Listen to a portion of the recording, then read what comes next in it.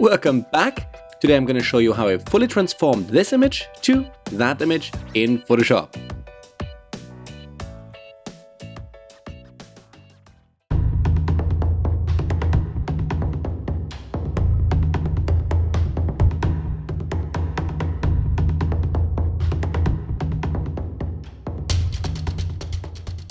Alright guys, my name is Philip and let's jump right into Photoshop as usual.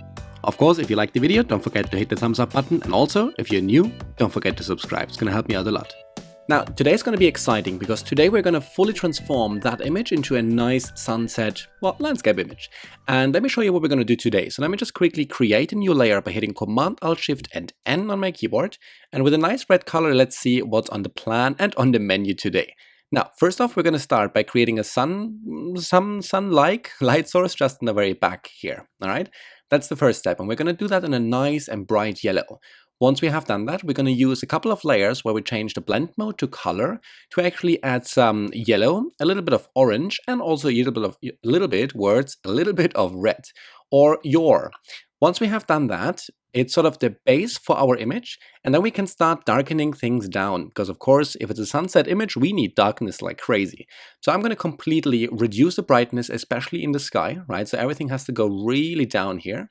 And then I'm going to make sure that all this area on the side here is nice and bright, and I want to focus the sort of attention of the viewer on either the stones or the sun in the background. So we're going to make sure everything is nice and dark, and we're going to make sure that every stone that is here, and it's going to take a minute, but I'm going to cut it through, every stone that is here actually looks like the light would come from the sun and would then shine onto the stone. All right, so it's a little bit of effort, but once we have done the sky, the rest is actually not that difficult. It just takes some time. So I suggest let's get going, and the first thing we want to do is add a light source to our image. To do that, first we have to create a new layer. That is because I only have one original layer, and just in case I mess something up, at least I have something I can come back to. Now for that, if you just look in the lower right hand corner right here, if I hit Command and J on my keyboard, I'll just duplicate my layer, which is awesome. Now I can just hide my original layer and have something I can always fall back to, which is great. Now what we have to do is, with that new layer selected, go to the top to Filter, go down to Render, and then Lighting Effects. And once we are there, we can choose between different light sources or different kind of lighting effects. In my case, I want to choose from the three which are available, the point light source. I'm going to give it a nice yellow and just place it somewhere around there. So just that where I think the sun should be, which is around here, this is nice, bright and yellow. All right, once I have done that, I'm going to hit OK and wait for that to load up, and then bring you back in just a second. Okay, so now that we have that sort of yellow layer, I want to make sure that I don't actually have that yellow everywhere. Because if I compare our original layer with the new one, I can see that the whole image has taken some sort of yellowish tone, which is not completely what I want. So what I'll do, with that new layer selected, I'm going to click on the layer mask symbol in the lower right hand corner. And with a black brush and an opacity, let's start out with 100%. I'm just going to go over the foreground here, which removes fully everything that is visible from that yellow layer, all right? And I'll do that for all the areas where I think the yellow is either too strong or maybe shouldn't even be there at all. So I can also reduce the opacity of my brush to 20 and can now start to paint my way through the image and remove the yellow effect wherever I think it shouldn't be that strong. So that makes it a little bit smaller, and I'm just going to go through the image over and over again with my 20% opacity, making sure I remove that yellow from these areas here, right? Now let me just do that for a second, maybe to something like that is not too bad. And also let's zoom out once more and double check that we don't actually have any yellow left where it shouldn't be. Something like that should not be okay. Should definitely be okay, not be okay. Now I can also check on the right hand side on my layer mask if I have all the areas which I think are necessary, and I think for now that's not bad. Maybe we can take a little bit out of that sky, maybe a little bit here, a little bit there. But apart from that, I think we are not bad. Now, let me just go over here a couple of times. Right, so the yellow really just gets the image into the original mood, and once we have that, we're going to add some more colors. There are different ways of creating a sunset in Photoshop, of course, and I'm always using some sort of three-step system. So I'll start out with creating a new layer by hitting Command, Alt, Shift, and N on my keyboard. So if you look in the lower right-hand corner, you can see I have a new layer now. On that, I want to add the different colors for my sunset. So let's hit G on the keyboard to get our gradient tool, and then select a nice color which you would expect in a sunset, such as red. Once we have that, and with my gradient tool selected, I'm just going to drag from top to bottom to somewhere like that. All right. Now the cool thing is I have already done some work by making sure that this is not affecting everywhere or everything, but only the sky. So for that, I can just take the layer mask I had created before, hold Alt on my keyboard, and drag the layer mask up to my new layer. And this will apply that layer mask onto the layer I had just created. Now the last thing we have to do is to take that red layer and change the blending mode from normal down to color. Now we won't just paint over everything with a sort of super intense red, but we'll rather just change the color of things. All right, and that's exactly what we want to do. So now I have applied that red, but I want to make sure, of course, that it's not visible in areas where I don't think it should be. So I'm going to click on that layer mask. I'm going to get my brush with B on my keyboard, make it a little bit larger, and with an opacity of 20% and a black brush, I'm going to start removing that red from areas where I think it's definitely too strong. Okay, so now we have applied that rather nice sort of red color. So now the next step is to add the third one, which I think would be nice with a sort of mild orange. And for that, like before, I'm going to create a new layer by hitting Command, Alt, Shift, and N on my keyboard. I'll change the blend mode from normal down to color. And once I'm done, I'll pick a nice and, well, kind of shiny orange from my color palette on the top here. Hit G on my keyboard and just drag it down from top to bottom to somewhere like here. Awesome. Now what I have to do again, I want to of course apply the same layer mask, so I can just go to the previous layer mask, hit Alt on my keyboard, and drag it up to the new layer. Perfect. So now we have all the colors in one place, and now I can start to combine them in any way I want, right? So for instance, I want to make sure I have a more yellow center, then a little bit of red and orange mixture, and then I want to make sure that the colors sort of become less strong the further we go out, sort of, you know, towards the edge of the image. So what I can do is I click on the layer mask for the orange, I hit B for my brush, and I'll just start with an opacity of 20%, remove the orange from certain areas. So I'll go ahead and remove it from the outside, something like that. And I know you might think the colors are not really strong and you can't actually see anything. Well, that is a completely correct statement, but you're going to trust me and you're going to have to give it some time, because we will see that once I make things darker, the colors come actually out quite nicely in the sky. All right. So let's remove a little bit of that orange from these clouds here, just to have some more red in there, also here, and maybe also those guys. And again, I'm just going to be very fast. I'm just going to leave it here, and we can see what happens in just a moment. Now we have applied the color. The only issue is that right now, of course, it's far too bright. So for a sunset image, it has to be way darker. So let's zoom out, and it's time to darken things down. Again, there are many ways of doing it. Right now, I'm just going to use a very simple curve adjustment layer. So I'm going to either click on the curve adjustment layer symbol on the right-hand side, or I go down and click on the adjustment symbol, I suppose, and go up to curves. Okay, so now I have a curve adjustment layer, and I'm just going to drag that curve down. And I'm going to drag it to a point where I think the sky has a relatively nice brightness to it. So that it could potentially be a sunset. All right. So let's drag it to somewhere like this, maybe. Okay, so now a couple of things happened. First of all, we have intensified the colors a lot in the sky. So if I go back in a little bit and I zoom, not I zoom, but I move up here, we can see that there is now crazy strong red in these sort of upper clouds here. There's a bit too much yellow in this area here, and not really a lot of that red and all the other nice colors we had. So now it is our chance to go back to our color layers, for example, the red one, click on the layer mask, hit B on the keyboard to get the brush, and with an opacity of 20%, I can now take out that sort of shiny red from these certain areas on the top here, all right? And I can do that for all the colors, and this is where things get sort of timely or lengthy, because this can take a while until you have found a combination of colors you actually like. Yeah? So let me go and remove some of that yellow, maybe not that much. Let me just go back if I find the button. Here we are. Let's just go to 10%. Oh, of course, because I'm painting on the layer. Well done. Now that's what I want to do. Okay, something like that. Let's remove maybe 5% from here, and then let's add some more red. You see, I'm just going back and forth to these different colors, and I make sure I actually display them or show them in the areas I feel like they're necessary. And this is the part where I would say I'm going to try that a little bit, and I'm going to bring you back once I'm more or less happy with the colors of the sky. Okay, so that's not too bad for a couple of minutes of work.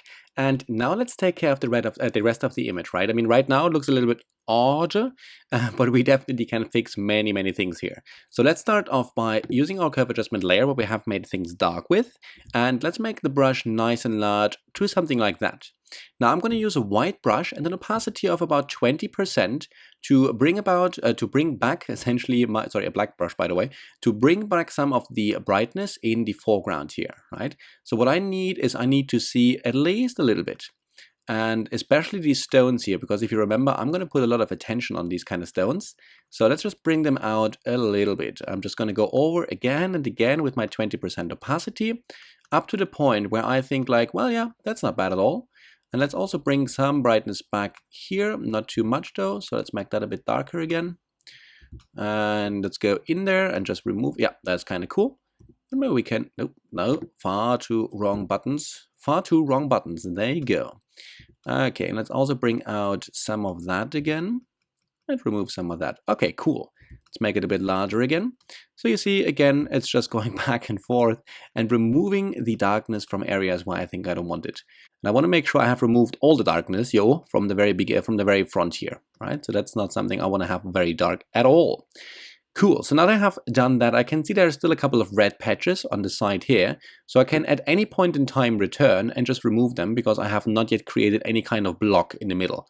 Right, so I can just go ahead and always come back as long as I don't create what is called a stamp visible or any kind of layer that contains all the information from the image. Right, so let's leave it to something like that. Brightness-wise, that's not bad. So at least we can see all the things we need to see. Let's make that water here a bit brighter, and especially that point right here. Cool, so now we have that, and here's the thing, I'm sitting here now and I'm looking at these colors for a while. Normally I would go away now and come back a little bit later, because then I would kind of realize if I have too much color in something, too little color in something, these kind of things. And for instance, if I were to create another curve adjustment layer and I would just drag that one down, and I would remove the brightness further, I can see that I actually like what it does to the clouds in that very background there. Right, so that's not bad, and I'm kind of digging that. Also, I think it would be kind of nice if we were to actually increase the brightness to maybe something like that. And let me just invert that layer by hitting Command and I, because I think a little bit more brightness in that sun area here would kind of make that stand out a little bit more, and also would reduce that yellow patch we have there a little bit. So with an opacity of 10% and a white brush, I'm just going to go and start to bring out that additional brightness in the background here. So every brush stroke I do is going to be 10%, 10%, 10%. Okay, that's not bad. Let's look at that before and after. Yeah, I like that way more. We can also do the same thing once more. Let's increase it to something like that, maybe. Hit Command and I to hide the effect, and with a white brush I can now bring it out. And I'm thinking of bringing it out back here in that sort of water area, because I mean that's where the sun is, right? So it shouldn't be as dark. Okay, and you can spend forever on these things if you feel like. Okay, something like that is not too bad. Cool. Now we can also use like maybe 5% of that brightness and just use that to brighten up the foreground further to something like that maybe, just to make sure that we have 2 points of attention. One is the very back and one is the very front, right here. Okay, now before I continue with the actual foreground, I want to show you just the before and after zooming in onto the stones in my final version. So you see, originally, of course, the stones were equally lit, right? I mean, I was there in the middle of the day, so of course, and it was super gray, as it is usual in Ireland. So the problem is that, of course, that is not really, it doesn't make it believable for a sunset. So if you look at the after, you can see that I have changed lighting composition here in the front completely. And a way to do that is by using dodging and burn, like dodging and burning and dodging and burning. And there are many different ways how to do that in Photoshop. I'm just going to show you the one I have used for this particular image, but again, you can use different ones if you feel like. So I'm just going to zoom into the foreground a little bit. And what I'll do is I'm going to create a new layer by hitting Command, Alt, Shift, and N. And then I'm going to hit Shift and Backspace on my keyboard. And now I have the option to fill that particular layer with something. And in my case, I want to fill it with 50% gray. All right, so once I do that, I have a 50% gray layer, which is of course kind of hiding, well, everything.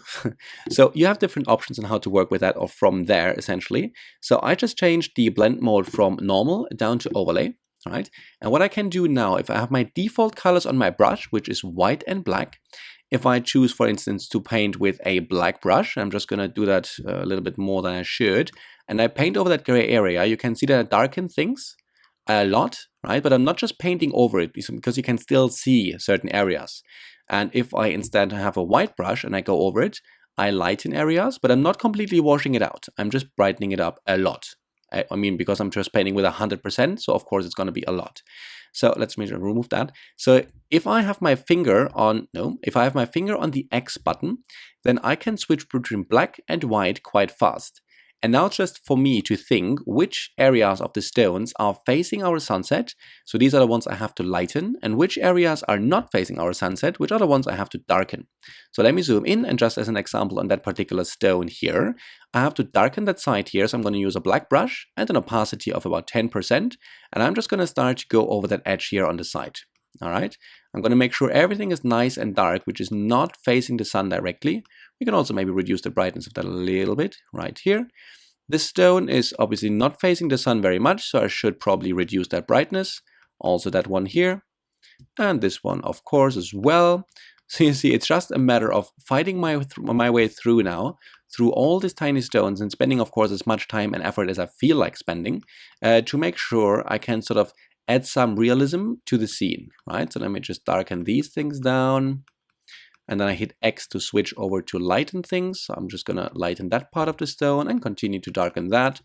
And the best way is to, zoom out, zoom in, go away, come back a couple of minutes later, and you'll see if you're actually doing a good job. If you look at it and you have the feeling something's off, then you might have to sort of come back a little bit later and continue to work on the image, just, with a fresh mind if you want. So I'm just going to continue to do that until I'm a little bit happy, for now at least. And once I am a little bit happy, I'll come back to you in just a second. All right, and with just a couple of minutes of work, maybe 3 minutes, if I switch that off and on, you can see that I have that I have changed the scenery quite a lot. So now I have made sure that only the surfaces, or well, at least for some stones, right? I didn't do all of them, but for some of the stones, now only the sun-facing areas are lit, whereas the rest is nice and dark. Especially in this particular rock right here in the water, if I switch it on, you see that even the back is lit, which in our case is kind of weird because the sun is on the top there. So if I switch that back on, I have made sure that this side is dark and only this side is bright. And if you do this with patience, a great deal of patience, then you will see that it looks way more natural than if you would just, go with the kind of everything is lit version, because it doesn't make much sense in these kind of environments. Awesome. So that's the first, that's the first part for the foreground at least. Let's take care of the color in the water, because we also have to make sure that this is kind of fitting, right? Because if we have such a red sky, we can't have that nice marine blue back here, which is like the Bahamas, which is very much where I would like to be right now. So we have to add a little bit of color to the water, let's say. And we can do this again in many different ways. In my case, I'm going to create a new layer, hitting Command, Alt, Shift, and N on my keyboard. Change the blend mode from normal down to color. I'm going to hit B for my brush. And here's the cool thing. I can now sample a color which I want to have in the water. So what I could do, I could just take a color which I think looks right from the water by hitting Alt. Then you can see the thing changes into the little sample icon. And if I zoom in now, I think this color which we have here would not do a bad job. So I'm going to select the color of maybe something like, well, let's try how that looks. And with an opacity of 20%, I'm going to go over the parts which have, in my opinion, a little bit too much of this nice turquoise color in them. So if I just go over that a couple of times, maybe even back here, and especially here. Okay, something like that. And I switch that off and on. I'm not sure if you can see that, but let me zoom in a little bit further into the originally nice and blue area, like that one here. If I switch that back off again, here we go, you can maybe see that the color has now changed from a nice turquoise to a kind of more desaturated blue. Right? If I felt like, if that is what I would desire, let me actually remove it from here a little bit as well. I can also add some more red, right? So what I could do is I could just select the color from the very top here. So from the, from the clouds, like this orange or this red or whatever I feel like, make my brush nice and crazily massive. And with an opacity of say 5%, I could then start to just do 1 or 2 drags over that water, right? Just like that. And then, if I felt like, could remove it again, hitting the E button, which is my my eraser. So if I, for example, remove that from some areas where I find it's too strong, back and forth, maybe something like that would not be bad. Yeah, as I said, you have to go back and forth, but essentially you want to make sure that the water is not shiny and amazingly blue in an evening scene, because it's kind of odd, I suppose. Makes sense, right? So what we have to do next is continue to darken things a little bit down, because I think the sky is still a bit too bright. So let's take another curve adjustment layer, just bring it down to something like that maybe. Hit Command and I on the keyboard to hide the effect everywhere, and make the brush nice and large. Once we have selected the brush, make it nice and large, and with an opacity of say 10%, let's say 20%, we feel adventurous today. I'm just going to start removing, or sort of bringing forth, the darkness in the sky. So again, I'm just going to go over that a couple of times, do something like that maybe. And by the way, still, if we have the feeling we have to go back to our colors, we can still do so.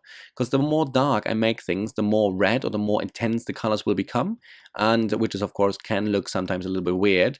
So in our case, we can always go back to the original layer and just remove things, if that is what we need. Okay, I think a little bit like darkness like that is not bad. Yeah, way better, way better. Cool, I'm liking that. We could also use some more brightness maybe in the front, but you get the idea, right? So what we have to do now, we still have to work a tiny bit on that yellow here, because I think it's a bit, well, it looks more like a painted in yellow than it really looks like a nice sort of, how would you say, transition or reflection of the sunlight in the actual water. Again, there are different ways of doing it. I'm just going to quickly create a new layer, hitting Command, Alt, Shift, and N. I'm going to change the blend mode from that layer from normal down to color. And I'm going to sample that yellow which is there in that water. So I'm just going to hit Alt, I'm going to sample it, something like that. I'm going to make my brush a bit smaller, and I'm just going to bring in, with it maybe just 10% opacity, that yellow a little bit more into the surrounding of the actual water here. All right, so I'm just going to broaden it out a little bit to the point where I think it looks a little bit more realistic in the water. Maybe something like that. Okay, and then we can also increase the brightness there. So let's create another curve adjustment layer. You see, it's a little bit confusing maybe because I'm just going back and forth, but that is just the way it works. Now, you just gotta live with that. Because there's always the back and forth when to darken things down that don't look the way they were looking before. So I'm just gonna continue quickly to work on that particular spot right here, but just, giving it a bit more brightness, removing a bit more brightness, adding a bit more yellow, removing a bit more yellow, and then I'll bring you back in just a second. Alright guys, we are nearly there. There are just a couple of things we have to consider. For instance, the sky might still be a bit too bright on the top here, so I would like to reduce that. What I can do, I can just go back to the layer I have used previously to actually darken or lighten the stones. I'm just going to make a nice and large brush, choose a nice black color, which is mostly black, and then I'm going to, with 20% opacity, just introduce that darkness to the sky here. Right? I mean, I don't have to create new layers all the time. I can also just use the same ones we have already. Now you see the color will go a little bit mental, which is totally normal, no worries at all. And actually, let's go a little bit less aggressive on that particular cloud here. But let's make sure we bring it in here a little bit. And maybe also here on the side. Why wouldn't we? Something like that. Now, I can also just quickly create a hue saturation layer. So let me just, by the way, get rid of that one. We don't need it. A hue saturation layer by clicking on the little symbol on the right-hand side here. And here I have the chance to either reduce the saturation, as you see like that, or if I felt like even, and that's of course for somebody which really wants to spend some time, I have the chance to change the hue completely of my image, right? So theoretically, if I, for instance, decide, well, the red is not really my thing, I could just push it over to the right. And in this case, I would push things a little bit more into the yellow. And looking at the actual sky, I actually kind of think that's pretty cool. But let's do one thing after the other. Let's first reduce the saturation to something like that. And yes, I'm reducing it a lot, but for a particular reason, because now I can hit Command and I on my keyboard, and with a white brush, maybe an opacity of 20%, I can start to remove the sort of glowing colors from my image from certain areas. And a sunset is of course amazing, and the better the colors or the stronger the colors, the greater is the effect you have when you are there. However, such colorful sunsets are rarely actually happening. So you have to kind of find the nice trade-off between having great colors, but still staying in the range of what could at least be believable if the sunset were really to be that amazing. And in this particular case, I think this is not too bad. So we're taking all the glow out of the sun and make sure also that the attention remains on the light. Right? Now, as I said, if I wanted to, I can create another hue saturation layer and drag it toward the right. And that gives my image a nice yellow tone actually in the clouds, which I find quite pleasing in certain areas. So again, I could just use a layer mask and put it in, but we're going to save time and just not going to do it right now. Now, for the foreground, you have a couple of options to make these stones more interesting. And I'm normally a very lazy person, right? So I'm using the Nik collection whenever I can, just because it saves me time to create things on my own. So what you can do, you can hit Command, Alt, Shift, and E on your keyboard, and this will create what is called a stamp visible. Essentially, you're copying everything you can see onto a separate layer. With that, I can go to Top, Filter, and then Nik Collection, and the Color Effects Pro number 4. And once this has loaded up, you have a couple of options you can use here. I have two in my mind. One is the Darken and Lighten Center. Let me just let that load up for a moment. In about 3, 2, 1, go. Okay, here we are. And let me just pull that to the left. Now, Darken, Lighten Center is kind of cool because it does exactly that. It darkens the surrounding and it lightens the center. In our case, might not be too amazing. Let's just go with the good old, where is it? Glamour, Glow, classical soft focus, I suppose the name. Now, what it does to these stones, it adds a certain softness to them, and I kind of like that, right? So I'm just going to hit OK, and this software or this plugin has to think a little bit. And for everybody who doesn't have it, it is totally free. Just Google Nik Collection. It's always great to have this thing if you really have no idea what to do with an image and you just have fun and want to, process a little bit to see what happens or what's the direction you're going. It's nice to have some ideas. And some of these effects you can have with that are really, really nice. I personally think, and they save you the time to do the ordinate effect manually in these kind of things. So let's just wait until this has loaded up, and then I'll bring you. No, I don't have to because it has loaded up. Awesome. If I zoom in a little bit and we compare the before and after, you see that the sun, first of all, has become a little bit brighter, which I also like. The water has become a little bit softer, and also the stones in the foreground have become way softer, right? It's a little bit not that crisp and sharp anymore, but for this particular scene, I actually don't mind it at all. So we can still remove it if we feel like by just adding a layer mask, and with a black brush and an opacity of, say, 30%, remove it from areas where we don't want to have it that strong, such as that stone, and maybe a little bit here. And maybe also it makes these waves a little bit too shiny, so let's just bring that down a little bit. But other than that, I think I'm going to leave that in the image because I kind of like what it does, right? And from that, we are actually done. Alright guys, thank you very much for watching. If you did like the video, do not forget to hit that thumbs up button, and also, if you're new, don't forget to subscribe, it's going to help me out a lot.